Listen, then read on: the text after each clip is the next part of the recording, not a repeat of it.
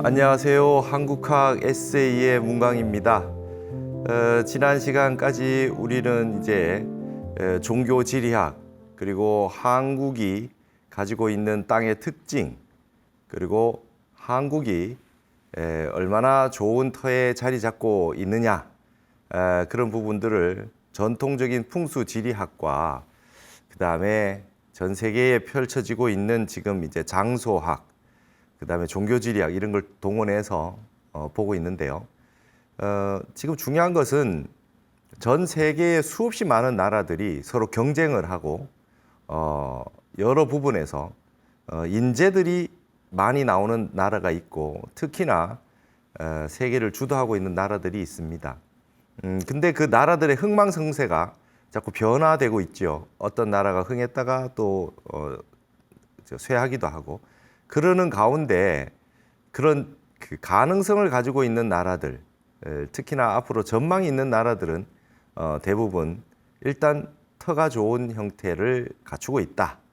그리고 우리가 봤지만 이 풍수학이라고 하는 걸 단순하게 수학의 영역에서가 아니라 도학의 영역에서 그리고 우리가 불교의 정신에 입각해서 봐서 이것을 어떻게 다시 재해석하고 현대적으로 설명할 수 있느냐라고 하는 것이 지금 현대 우리가 살고 있는 우리들의 과제 상황인 것 같습니다.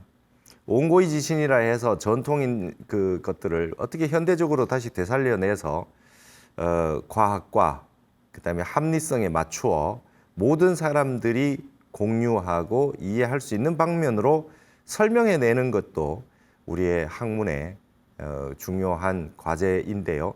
한국 불교를 연구하려면 한국 정신 문명을 연구하려면 반드시 이 땅에 대한 이해를 해야 되고 그 땅이 가지고 있는 특성에 따라서 그 나라의 사람들의 특성을 이해하는 방식을 반드시 알아야 되겠다라고 하는 것이 저의 지금까지 말씀이었습니다. 그래서 우리나라에 대해서 설명을 하고 있고 화엄하게 비추어서 지금 이 풍수학을 어떻게 설명할 수 있느냐. 차별지의 세계로 근본지의 어떤 진리를 차별지의 세계에서 어떻게 설명할 수 있느냐. 이 복잡 다단한 문제들을 그래도 가닥을 쳐서 좀 이해할 수 있는 방법이 있지 않을까. 불교적으로 이해하고 동양학적으로 이해해서 현대인들의 언어와 사유에 맞추어서 설명을 해내는 그런 과제를 가지고 우리는 지금 접근해 나가고 있습니다. 지난 시간에 이제 우리 한국 땅에 대해서 이야기를 하다가 우리 불교에 대해서 설명을 하면서 우리 한국의 사찰에 대해 가지고 살펴보자라고 했는데요. 우리 한국의 사찰은 반드시 천년고찰이라 하면 명당에 위치를 하고 있다는 겁니다. 학문의 세계, 풍수지리학의 세계에서 봤을 때 정확히 명당에 자리를 잡고 있다라고 하는 것은 이미 입지를 할 때, 개창할 때, 계산했을 때 그 땅을 보고 분명하게 안목을 갖춘 분들이 원리에 입각해서 거기를 택지했다, 자리를 잡았다라고 하는 것을 알 수 있는데요. 우리 천년고찰에 한국 불교의 진면목이 있다. 이제 제가 이런 말을 해서 글을 쓰고는 했습니다. 한국 불교 연구하다 보니까 이 풍수지리학을 연구하지 않으면 안 되었고 그다음에 그 사찰의 특성이라고 하는 이해를 하고 그 큰 스님들의 사상을 이해하는 데 있어 가지고 반드시 사찰의 입지를 함께 설명하지 않으면 안 되는 그런 상황이었습니다.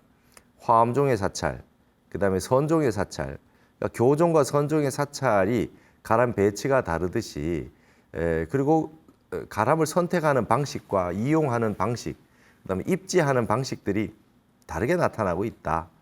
그런 것들을 우리가 볼 수 있는데, 자 이제 저도 출가해서 굉장히 의문이 들었던 게 원효대사 창건, 의상대사 창건이라고 했던 절이 너무 많아요. 전혀 관계도 없는데 역사를 알 수 없으니 그 옛날 그 어딘가인 것 같은데 지금 사지라든지 역사가 남지 않아서 의상대사나 원효대사에 가탁해서 그냥 창건이라는 말을 써놓은 그런 절도 분명히 있을 겁니다. 없지는 않을 겁니다. 그런데 왜 이렇게 이 원효 의상 이분들이 창건했다는 곳이 많으냐라고 하는 부분 가운데는 인연이 전혀 없는 곳이 혹시 있을지 모르나 이제 대부분 안내 표지판에 창건을 이제 이 두 분으로 해놨을 경우에 많은 장소는 이분들이 수행하셨던 곳일 가능성이 높습니다. 예, 뭐 고승의 이름을 가탁해서 홍보를 위해서 그냥 다 창건한 적이 없는데 이렇게 했구나 이렇게 생각할 수도 있지만 그렇지 않은 경우가 많죠. 어떠냐 하면은 오랫동안 살면서 직접 절을 지어서 불사를 했는 곳도 있습니다. 원효대사 같은 경우에는 분명히 사셨고 거기에 지내셨던 곳으로 보이는 게 저기 동두천 쪽에 가서 쭉 보면 소요산 자제암이라고 하는 곳이 있고, 의상대사 같은 경우는 영주의 부석사 같은 경우는 분명히 거기서 계시면서 창건을 했던 곳이죠. 그리고 의상대사 같은 경우는 낙산사, 우리 강원도의 동해 바다를 보고 있는 낙산사 홍련암 같은 곳은 분명히 거기에서 우리가 홍련암 밑에 보면은 이렇게 의상대사 수행하셨던 이 바위가 있지 않습니까? 거기에서 수행하셔서 분명히 관세음보살님을 칭견한 것이 맞다. 그렇게 해서 관세음보살님과 용을 그 신화 전설처럼 남아 있듯이 그렇게 해서 거기를 이제 원통 보전을 짓고 이 탑을 세워서 받은 수정을 봉안을 하고 그런 일이 있었단 말이죠. 그건 분명하게 계시면서 창건했던 그런 그 장소가 맞죠. 그다음에 원효대사 같은 경우도 이제 많은 곳이 창건했다라고 하는 것 가운데에서 스님이 인연이 있었던 곳들이 분명히 존재하죠. 지나갔던 곳들, 그 다음에 수행하셨던 곳들이 이제 창건되는 곳들이 굉장히 많이 있습니다.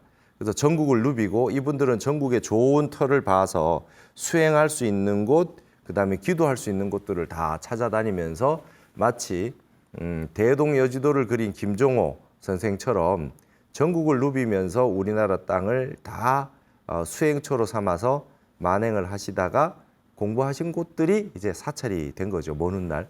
뭐 그 원효대사 같은 경우에는 어쨌든 요속공주와의 인연이 있으니 국가에서 국왕이 원효대사를 특별히 그 살폈을 것이고 행적을 추적했을 것이고, 의상대사 같은 경우는 화엄종의 종주로서 국가에서 의상대사의 말씀을 듣고 화엄 10차를 그 창건했지 않습니까?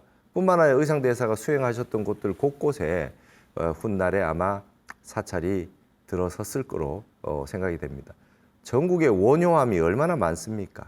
그리고 의상대사는 의상암보다는 의상대가 많더라고요. 그래서 의상대사는 높은 절벽 같은 곳에서 수행을 많이 하시지 않았느냐 이런 생각이 많이 들어지고, 원효대사는 그 깨달음을 이룰 때 이미 감실 같은 토굴에서 깨달음을 이루시다 보니까 전국에서 많은 동굴이나 조그마한 암자, 토굴 이런 곳들에서 한 번씩 수행을 많이 하셨던 것 같습니다. 그 장소에 이제 암자가 생기고 그렇게 며칠씩 정진하셨던 곳들이 전부 절이 들어서서 지금 남아 있는 것이 아닌가 생각이 듭니다. 안양에 있는 삼성상의 삼막사라고 있는데요. 이거는 이제 관악산 줄기에 있어서 실제로는 그냥 관악산이라고 해도 괜찮을 곳인데, 여기에 삼성산이라는 이름이 따로 붙어 있고 절 이름이 삼막사인데요. 원효 의상 윤필 이 세 분이 오셔가지고 이 삼막할 때 막이 여막을 쳤다. 천막할 때 막자잖아요. 어떻게 몸만 숨길 수 있는, 몸만 비만 피할 수 있는 정도로 여막을 그냥 치고 정진을 하셨던 곳이라고 보여집니다. 그래서 여기에도 이제 뭐 절을 짓거나 상주해가지고 불사를 하거나 하시지는 않았고, 잠시 잠깐 머물러 갔는데 얼마나 계셨는지는 알 수 없으나 지금 가보면 천하의 명당터다 그 말이죠. 그래서 삼막사의 육관음전은 여러분 반드시 참배해서 기도를 하시면 좋은 일이 생길 수 있을 만큼 아주 좋은 곳입니다. 그래서 산 이름이 관악산 줄기임에도 불구하고 삼성산, 세 분의 성인이 성자가 사셨던 산이다 이렇게 산 이름이 따로 붙어 있는 거죠.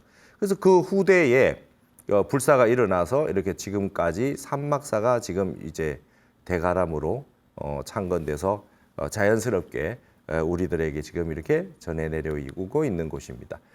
이분들은 아무데나 가서 그냥 앉아서 수행하거나 아무데나 가서 정진한 것이 아니기 때문에 그런 것이겠죠. 여수 향이남 남해 보리암에도 원효와 의상에 수행했던 곳이 있었다 그러고, 그래서 이런 그 고승들께서 수행하셨던 곳을 이름을 지어서 예를 들면 구례의 사성암 같은 것도 원효 의상 도성국사 진각국사. 그러니까 이제 또 신라 통일 신라 거쳐서 고려 시대의 도성국사, 진각국사는 우리가 선문염송에서 봤던 바로 보조 국사의 제자이신 진각해신국사를 말하죠. 이 네 분이 원효 의상 도선 진각 이 네 분이 전부 수행했던 장소다 해서 네 분의 성자가 사셨다. 그래서 사성암이 되는 거죠. 그래서 전국의 그 명산과 대차를 잘 살펴보면은 이렇게 그 큰 스님들의 이름이 있는 곳이 많은데 낱낱이 스님들이 사시면서 처음부터 끝까지 주석하면서 다 절을 창건하고 그러신 것은 아니다. 절 하나 창건해서 가람의 모습을 갖추기 위해서는 5년, 10년씩 더 걸리기도 하고 할 텐데 도대체 이렇게 많은 절을 어떻게 다 창건했단 말씀이냐 이렇게 의문을 품고 홍보를 위해서 거짓말한 것이다. 이렇게 생각하셔서는 안 될 것 같습니다. 수행하셨고 정진하셨던 곳이 이제 인구에 해자되다 보니까 거기를 스님이 아무데나 정진 안 하셨을 테니까 여기가 우리가 공부를 해보자 해서 했는데 절이 지어지고 나서 봤더니 전부 명당이더라. 그래서 우리 온 국토를 명산의 대찰들이 이렇게 들어서고 좋은 암자들과 수행처가 생겨서 불국토가 이루어진 거죠. 그래서 흔적을 남겨서 좌표를 찍었어요. 도선국사 같은 경우는 전국에 안 다니신 곳이 없지 않습니까? 그곳들을 전부 중창했는 것이 아니라 찍어 놓으셨다. 그러면 고려태조 왕건께서 이제 거기를 이제 절로 만들고 사찰을 국가에서 지원해 가지고 창건하고 중창하고 다 그렇게 했던 거죠. 그래서 우리가 그 영주 부석사 같은 경우에도 이제 선묘낭자 설화가 이렇게 함께 전해 내려오고 있는데요. 거기 가보시면 이제 아시겠지만 여기는 정말 의상대사가 화엄종찰로서 계셨다는 것이 있고 삼국유사의 기록도 남아있지만은 부석사에서 화엄경을 강설하셨다. 그래서 지통기라든지 받아 적은 제자들이 받아 적은 기록들이 이 부석사에서 있었던 그 법회에 화엄 강서를 받아 적어 내린 것이다. 이렇게 될 수 있겠죠. 제가 소요산 자제암을 찾아뵌 것은 비교적 좀 늦은 시기였습니다. 한 5, 6년 전에 제가 처음 가봤던 것 같은데요. 출가할 때 많은 산을 한 2년 정도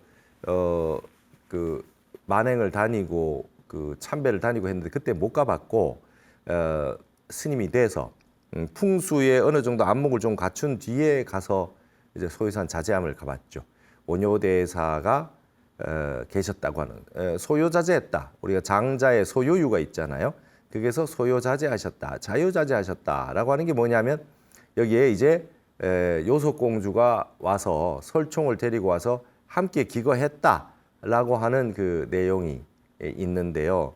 한번 우리가 상상을 해볼 수가 있을 것 같아요. 원효대사가 요속공주 입장에서는 설총이라는 아들을 낳았는데 얘가 지금 아버지하고 한 번도 지내보지도 못하고 어쨌든 너무 안타까운 거죠.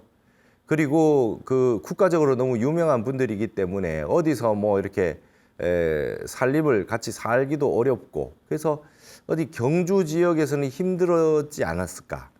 원효대사가 전국을 무예행을 하면서 다니시면서 대중을 교화하고 법음을 전파하고 무예가를 부르면서 막 그러고 다니다가 이러한 자제암 자리 이런 데를 이제 다 알게 되셨겠지요. 근데 여러분 지금도 자제암을 가보면은 이렇게 교통이 발달되고 발전된 이런 우리 한국 사회임에도 불구하고 아직까지 소유산 자제암은 좀 오지 같은 곳이죠. 주차장에 들어갈 때까지도 굉장히 번화한 도시는 아니고요. 주차장에 차를 세워놓고도 한참을 걸어 나가서 들어가서 이제 계곡 같은 곳을 들어가야 이제 자제암이 나오는데 가다가 저는 이제 겨울에 갔는데 막 얼음이 얼어 있고 그래서 야, 여기 뭐 들어가서 별 신통한 것이 있겠나. 그냥 너무 춥고 냉골 같아서 이제 그 연세 많이 드신 어른을 한번 모시고 갔는데 그만 포기하고 돌아갈까 싶은 생각도 들었어요. 그래도 끝까지 가보자고 하셔서 갔는데요. 그 안에 들어갔더니 깜짝 놀랐죠. 완전히 요새와 같은 그런 그 자재함이 펼쳐지는 거죠. 또 이 절벽같이 이렇게 쫙 펼쳐져 있어서 동물이 잘 내려오지도 않을 법하고요. 그 다음에 거기에 중앙에 있는 지금 대웅전 산신각 있는 그 중앙 라인이 얼마나 명당이냐 하면 한겨울에 갔는데도 보통 법당이나 이런 데 가면 이렇게 따뜻하게 그 불을 켜면은 이제 전기 스토브 같은 게 있잖아요. 근데 불을 켜지 않아도 그냥 문을 닫아놨는데 멀리서 이렇게 햇볕만 비치고 있는데도 그 안이 하나도 춥지가 않았습니다. 그리고 얼마나 고요하고 정진하기 좋은지 참 좋은 명당을 선택하지 않았느냐 이런 생각이 들어요. 그러면 이제 거기에 생각을 해보니까 요속공주하고 설총하고 지내는데 그 누가 산다는 것을 지내고 있다는 걸 도무지 밖에서는 알 수가 없어요.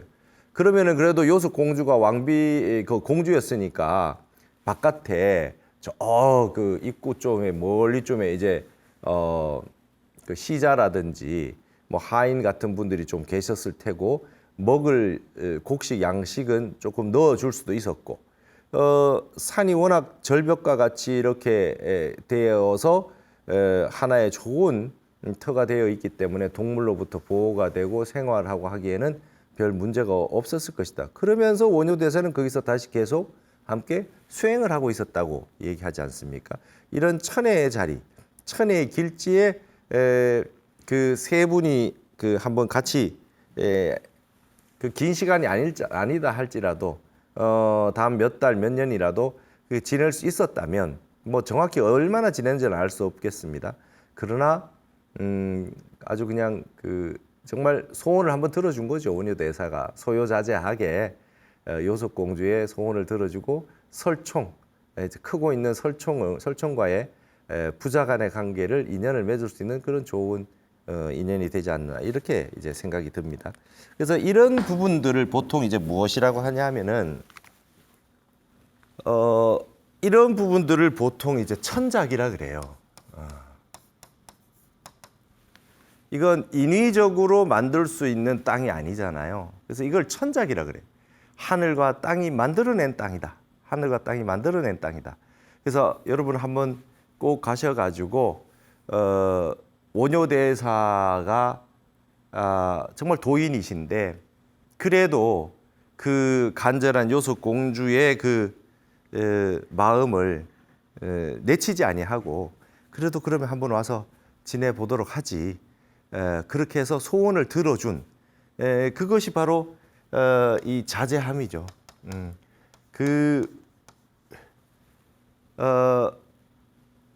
완벽하게 해탈한 모습을 보여주는 게 이제 원효인데 그러한 자제함이 소요산 자제함에 나타나 있고 원효대사가 풍수의 대가였다.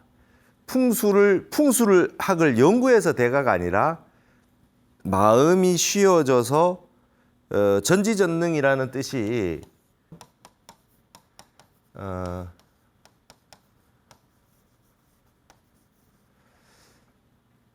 이것저것 다 그냥 낱낱이 알아서 아는 게 아니라 심만 그러한 것이 아니라 마음이 텅 비어서 거울과 같이 환하게 돼서 무소부지 모르는 바가 없어지는 거죠. 환하게 지혜가 터져서. 그래서 정진력과 삼매력이 금강삼매경론 같은 것도 쓰셨잖아요. 그렇게 해서 그게 이제 발달이 해가지고 이러한 땅도 보는 눈이 생긴다. 이게 안목이 생기는 거죠. 법안이 생기는데 어찌 이게 땅이 안 보이겠습니까? 그리고 이거를 풍수학에서는 이제 우리가 법안, 불안, 금강경에 있는 그런 이 천안 이런 게 나오지만 풍수학에서는 이걸 다시 이제 신안이라는 표현을 씁니다. 풍수학에서는 백발백중으로 명당을 다 찾아내는 걸 이제 신안이라는 표현을 쓰죠. 근데 이런 그 엄청난 그 안목들이 결국에는 이 모든 수락이 도학에서 비롯된다 이거죠. 도학이라고 하는 이런 영역에서 이런 능력들이 생겨났을 때 이제 정확하게 땅을 보게 된다는 거죠. 그래서 역대 우리나라 큰 스님들이 대부분 수행하셨던 곳 이런 데는 안목을 다 갖추고 털을 잡아서 앉으셨다. 자, 여러분 그럼 부처님은 어떤가요? 부처님은 이런 거와 전혀 관계가 없나요? 부처님은 인도에서 태어나셨기 때문에 그냥 뭐 평지가 많이 있잖아요. 평지가 많으니까 주로 장풍득수, 바람을 막고 물을 얻어야 돼요. 물도 마셔야 되고 그 바람도 막아야 될 텐데 그런 곳으로 주로 사용되는 곳이 주로 어디입니까? 나무 아래가 되는 거죠. 인도에 가보시니까 큰 나무들이 있잖아요. 깨달음을 이루셨던 보리수 아래, 그다음에 무우수, 그죠? 이 처음에 태어나실 때, 그다음에 열반하실 때 사라쌍수, 두 나무 사이 이런 것들이 전부 나무단 말이죠. 나무. 이 큰 나무가 장풍을 가능하게 했다. 바람을 막게 했다는 거예요. 바람을 막게 했다. 그래서 안온함을 만들어줬다. 그래서 나무 아래라고 하는 곳이 수행처의 역할을 했다. 그러니까 이런 장소를 설법하는 설하는 부분이 풍수를 보셨다는 아니지만 부처님께서 수행하시고 뭐 태어나시고 정진하시고 그 다음에 기원정사라든지 이렇게 중림정사라든지 보면 전부 다 이게 나무가 많은 곳이 수행하시던 곳이 이제 아란야가 전부 절이 된 거잖아요. 그래서 부처님께서 그러시잖아요. 왕들에게 나무를 제발 베지 마라.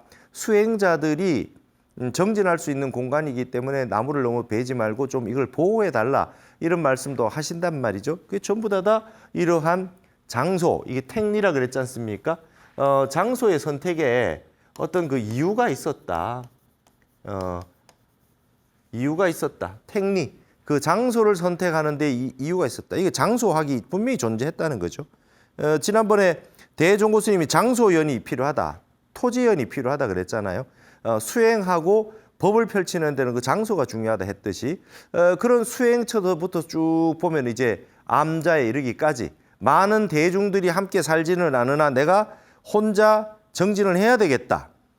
사람과 인연을 좀 끊어야 되겠다 했을 때 아주 높은 곳에 있는 암자, 사람이 잘 찾지 못하는 곳에 가서 보림을 한다든지 아니면 마지막으로 정진해서 마지막 그 관문을 뚫는다든지 그런 장소로 사용했던 그런 곳들. 우리나라 같으면 금강산의 마하연 선원, 북마하연, 남쪽에는 백양사 운무남, 그렇게 얘기하듯이 그런 많은 암자들이 우리나라에 존재하고 있죠. 그래서 이런 형태로 봤을 때는 우리가 이제 뭐 풍수지리학 이러면 책을 딱 보면 우리나라 풍수지리학의 시조는 도성국사다. 이제 통일신라 말에서 고려로 넘어오면서 태조 왕건을, 그죠? 국예나 견훤보다는 왕건을 후원해서 고려를 창건하게 도움을 많이 줬던 우리가 도성국사를 해서 자생풍수다 이렇게 얘기를 한단 말이죠.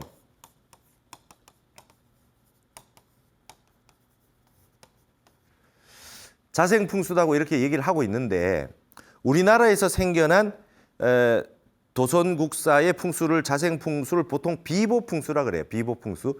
뭔가 부족함을 채워주고 너무 많은 것은 덜어내고 우리나라 땅은 중국 땅처럼 넓지 않기 때문에 좋은 땅이 아니면 중국 같은 경우는 버려두고 안 쓰면 되지만 뭐 미국이나 중국 같은 땅이 넓잖아요. 그럼 뭐 그냥 안 좋은 땅은 그냥 내버려 두면 돼요. 근데 우리는 굉장히 그 밀접하게 빽빽하게 들어서 있는 이유가 뭐 조금 흠결이 있다 그래서 무조건 버릴 수가 없어요. 그래서 그거를 조금 보충해 줘야 된단 말이에요. 보충해 줘야 된다. 약간 부족한 부분들을 예를 들면 이렇게 이 땅이 말이죠. 이렇게 돼 있는데 이렇게 돼 있는데 여기가 조금 부족합니다. 이쪽 지역이. 부족하다 그러면은 자청용 우백호 이렇게 와서 이게 자리가 있는데 여기 나무를 이렇게 심어서 나무를 심어가지고 이렇게 보완을 해준다든지 말이죠. 이렇게 하는 경우들이 얼마든지 있다. 이렇게 이제 도성국사가 비보풍수를 발전시켰단 말이죠. 그래서 이런 자생풍수의 비조로서 도성국사를 얘기하는데 우리는 가만히 보면 그럼 도성국사 이전에는 원효대사, 의상대사, 자장율사, 진표율사 이런 분들 그 엄청난 사찰을 창건하신 분들의 안목을 보면 분명히 풍수를 잘 아셨다. 자제함에 가보고 깜짝 놀랐어요. 아, 원효 대사가 기록이 다 남아있지 않으나 이분은 엄청나게 명확하게 다 보고 계셨구나. 땅을 정확하게 봤지 않냐. 이걸 이제 누구나 다 알 수 있잖아요. 그러면 그분은 풍수의 비조가 도선인데 그 앞에는 어떻게 되는 겁니까? 그러니까 이걸 학문적으로 단순하게 이렇게 볼 일이 아니란 말이죠. 책을 그분이 쓰지 않아도 그분은 당연히 풍수책을 쓰지 않았죠. 그러나 원효 의상 이런 분들은 그냥 다 볼 줄 아셨어요. 자장율사가 사리탑 모셔놓은 곳들 가보면 다 명당이잖아요. 어떻게 그렇게 하셨겠어요? 풍수책을 보신 게 아니니까 다 볼 줄 아셨다는 거예요. 본능을 아시는 거죠. 이걸 이제 여러분 이제 풍수가 본능이라 그랬는데 본능이라고 했을 때 우리가 가지고 있는 욕망의 본능이 아니라 이 본능은 반드시 본성을 바탕으로 한 본능이죠. 무심을 바탕으로 한 유의가 나온 겁니다. 무의에 들어있다가 유의법이 세상 사람들의 유의법을 정확하게 그 가닥을 쳐서 털을 딱딱 잡으셨다.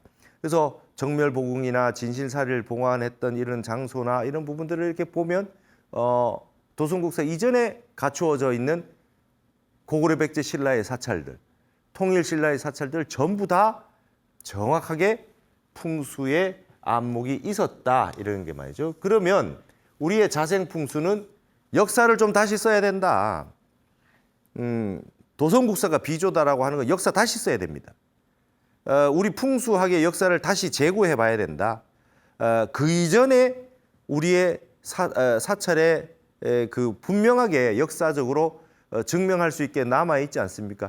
물론 선사시대로 가면 고인돌도 말이죠. 아무데나 그 고인돌을 세운 게 아니에요. 다 터보고 했더라고요.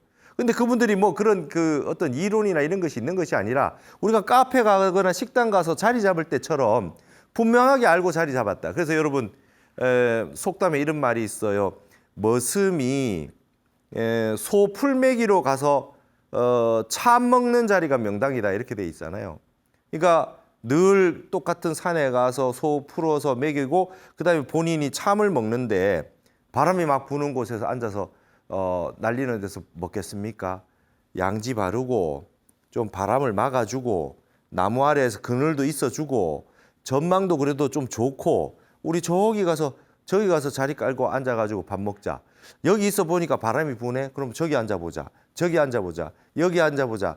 처음에 안목이 없을 때는 여러 군데 앉아보겠죠. 그러다가 여기가 제일 좋아. 그래서 항상 밥은 여기서 먹어. 이렇게 되잖아요. 한강 고수부지 가서도 자리를 어디 우리가 저기 깔고 앉을까? 응? 보잖아요. 이게 미신인가요? 예? 하물며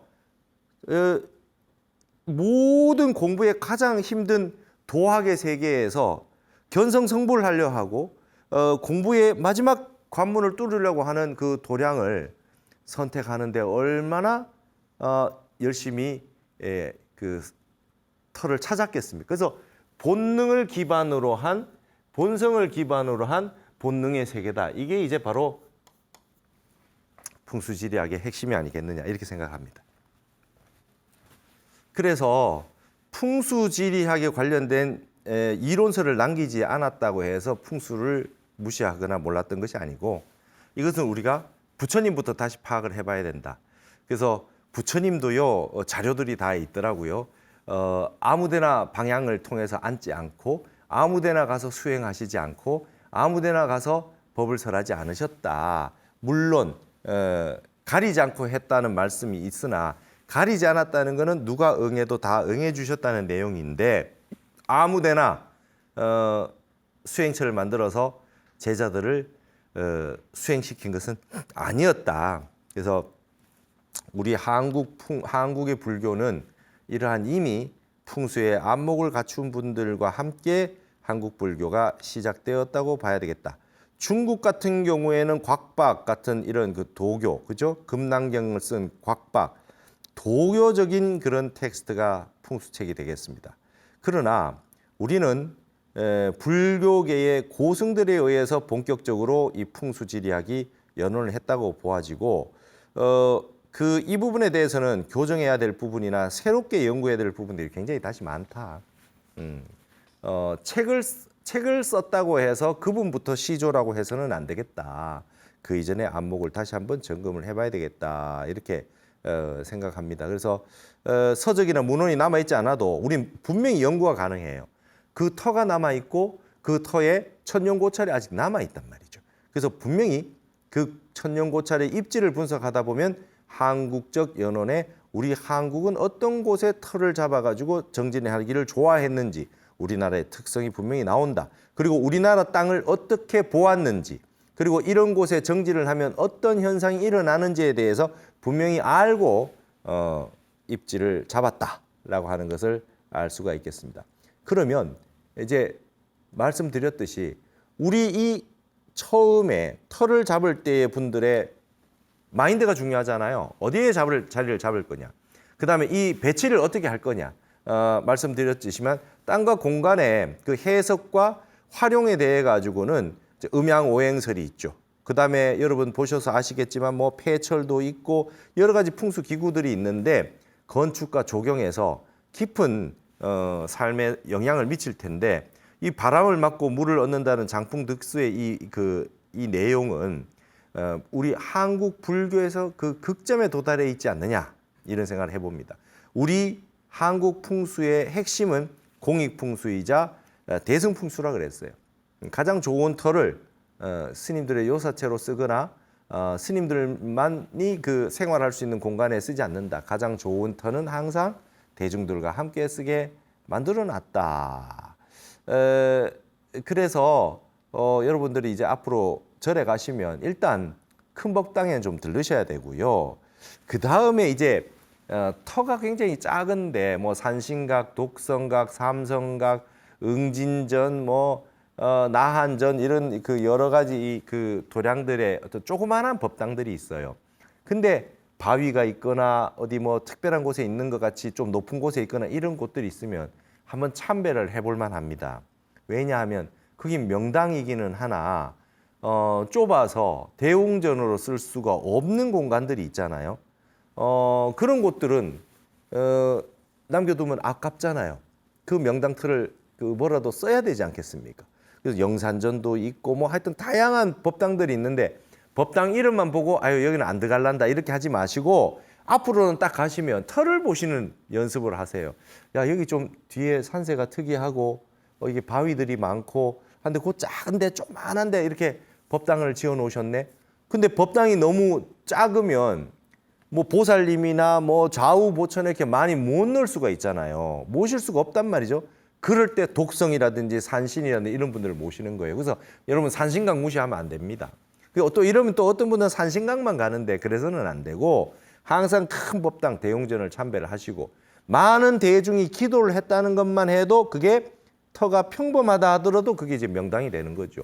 수천 년 동안 매일 예불을 올리고 대중들이 앉아서 기도를 하고 절을 하고 그다음에 같이 함께 연부를 하고 경을 외우고 했다라고 한다면 그 큰 법당 자체가 명당이 될 수밖에 없죠. 기운이 만들어졌으니까.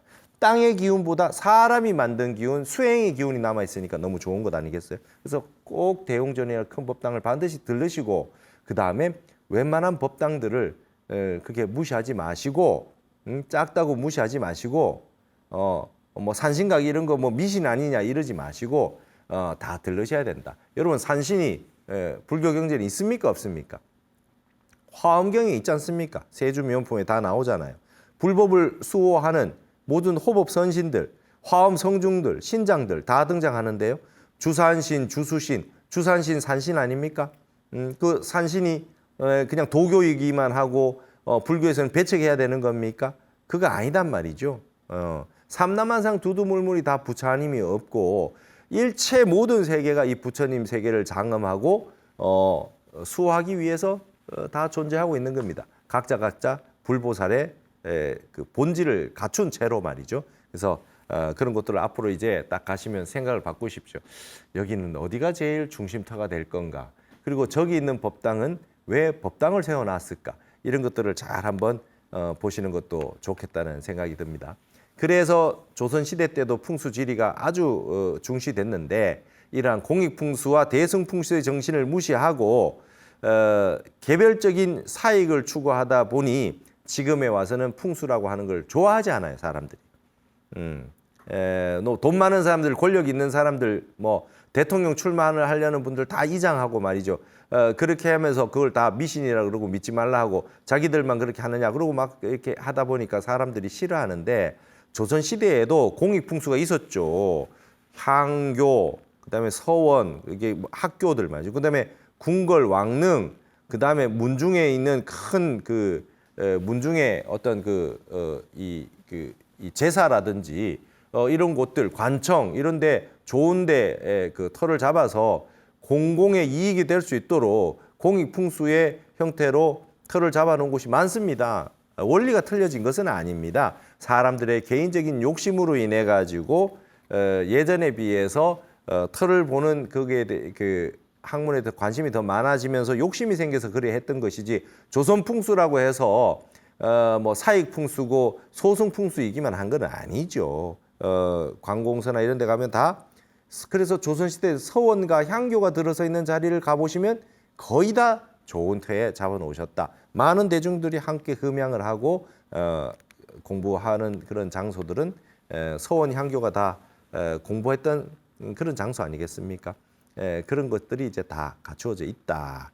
그러면 이제 풍수가 외면당했던 것은 몇몇 욕망이 강한 사람들이 독점했기 때문에 그 당하고 살았던 을의 입장에서는 그 갑이 누리고 있는 풍수가 지긋지긋했던 거죠.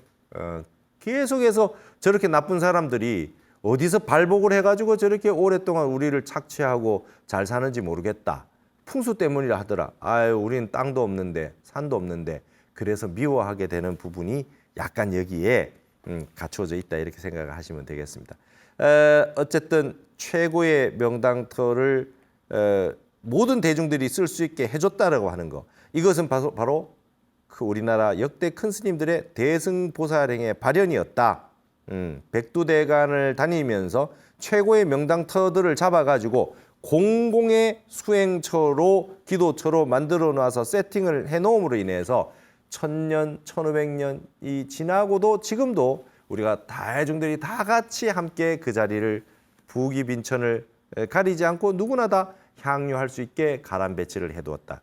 우리 한국의 여러 도인 큰 스님들, 안목이 있었던 큰 스님들께 우리가 이렇게 감사를 드렸으면 좋겠습니다. 참 지금 그 천년고차들 여러분 많이 참배하시고 정진하시는 데 많은 도움을 받으십시오. 집에서 매일 연공을 하시고 공부를 하시고 기도를 하시다가 안 되면 좋은 토에 한번 다녀오시면 공부가 쑥쑥 잘 되지 않습니까?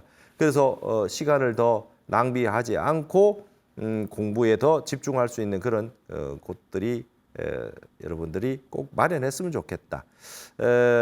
그래서 여러분 나누면 누구나 다 함께 다 좋아지는데 나만이 가지겠다는 욕심을 가지면 그게 이제 문제가 생긴다 말이죠. 그래서 요익중생의 한 시련으로서 보살행의 한 시련으로서 지금 이렇게 한국 불교사에서 제가 풍수학을 다루고 있는 겁니다.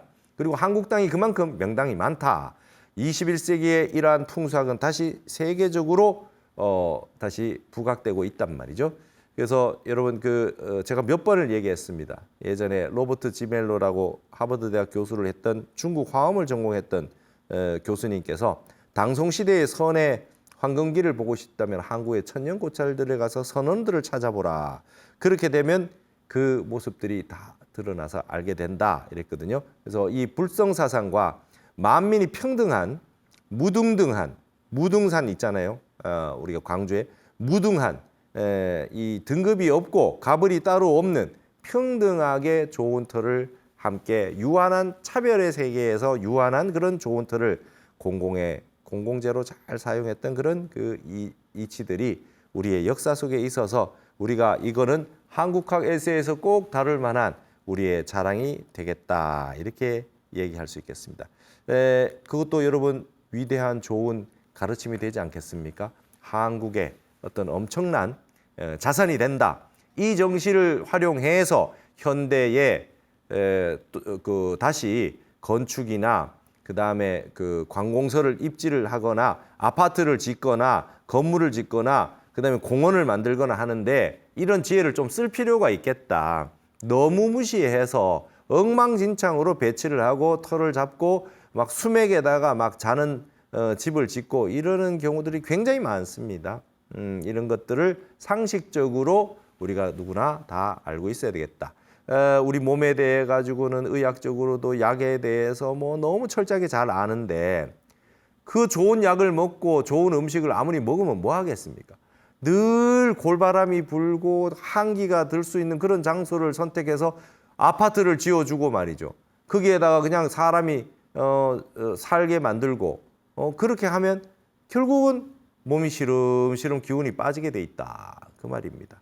그래서 이런 것들을 미신이 아니라 생존을 위해서 우리가 자연 환경에 응전으로서 생존을 하기 위해서 존재했던 지금 우리 조상들의 선인들의 지혜라고 하는 것을 빨리 인식하시고 이걸 현실에 실용에 빨리 적용해야 되겠다. 그 교과서들은 천년고찰이 되는 우리의 그 전통 사찰의 그 역사가 고스란히 남겨 있고 흔적이 남아 있고 교훈이 남아 있다. 교과서 텍스트가 그냥 산하대지에 다 열려 있다라고 하는 말씀을 드리고 싶습니다.